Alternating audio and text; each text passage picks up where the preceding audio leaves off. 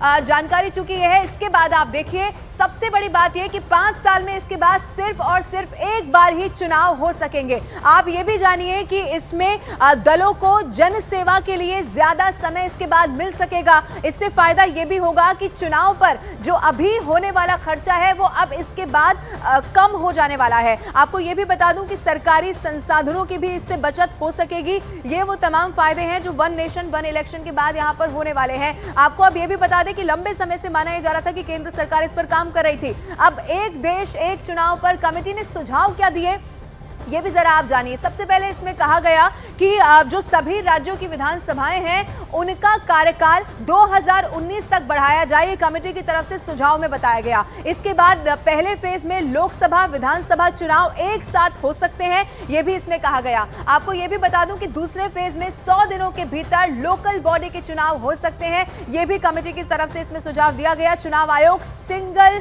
Voter list तैयार करेगा, ये भी इसको लेकर बताया गया। अब देखिए, एक देश एक चुनाव की जरूरत आखिर क्यों महसूस हो रही है, अगर आपके मन में यह सवाल है तो इसकी वजह भी जरूर समझनी चाहिए। अब देखिए, इससे पिछले 8 दशकों का आंकड़ा अगर देखें, जो तस्वीर काफी हद तक साफ हो जाती है। अब ये आंकड़ा क्या कहता है ये भी हम आपको बताते हैं। ये आप देखिए, यहां पर 1951 से 60 तक का अगर आप आंकड़ा देखेंगे तो देश में कुल 25 चुनाव हुए। साल 1961 से 1970 के बीच कुल 46 चुनाव हुए। 71 से 80 के बीच कुल 71 चुनाव हुए। 81 से 90 के बीच 59 और फिर 91 से 2000 के बीच में 59 चुनाव हुए। 2001 से 2010 के बीच में 62 चुनाव हुए। 2011 से 2020 के बीच में आप देखेंगे तो 63 बार यहां पर चुनाव हुआ। 21 से 23 के बीच में 21 बार चुनाव हुआ। अब ऐसे में वन नेशन वन इलेक्शन का मतलब यही है कि जो चुनाव है वो एक साथ यहां पर हो सकेंगे।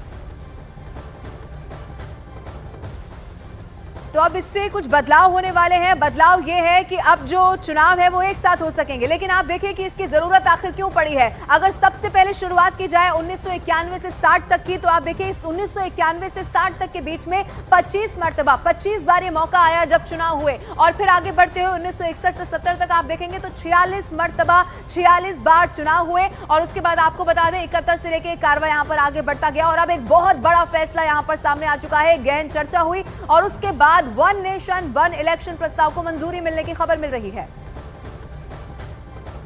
यतेंद्र फोन लाइन पर मेरे साथ लगातार बने हुए हैं। यतेंद्र, अब यह हम दर्शकों को बता रहे हैं इससे क्या बदल जाने वाला है, इससे सहूलियत आ सकेगी, खर्च बचेगा, इसके अलावा 5 साल में एक साथ चुनाव हो सकेंगे। यतेंद्र, और क्या खबर है आपके पास? यतेंद्र से एक बार फिर से संपर्क करेंगे, लेकिन एक बार फिर से आपको ये बड़ी खबर बता दें, इसको लेकर चर्चा हुई। एक देश एक चुनाव पर कमेटी ने कुछ सुझाव दिए। सुझाव क्या थे ये भी आपको बता दें। सभी राज्यों की विधानसभाओं का कार्यकाल 2019 तक बढ़ाया जाए, ये भी कहा गया। यतेंद्र फोन लाइन पर मौजूद हैं।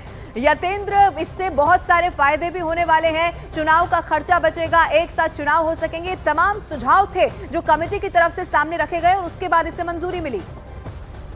देखिए, बिल्कुल जो कमेटी है वो सभी राजनीतिक दलों के नुमाइंदों से उन्होंने बातचीत की, अलग अलग आयोगों से उन्होंने बात की, अलग अलग कमेटियों से इस दौरान बातचीत की गई। और पिछले मार्च में ही इस जो पूर्व राष्ट्रपति रामनाथ कोविंद उनके नेतृत्व में जो टीम बनाई गई थी, उन्होंने अपनी रिपोर्ट पेश की गई थी। और उन्होंने साफ तौर पर लोकसभा राज्य विधानसभा चुनावों के एक साथ कराने की सिफारिश की। और इसके बाद इस रिपोर्ट में ये भी कहा गया था कि 100 दिनों के भीतर स्थानीय निकाय चुनाव भी कराए जाएं।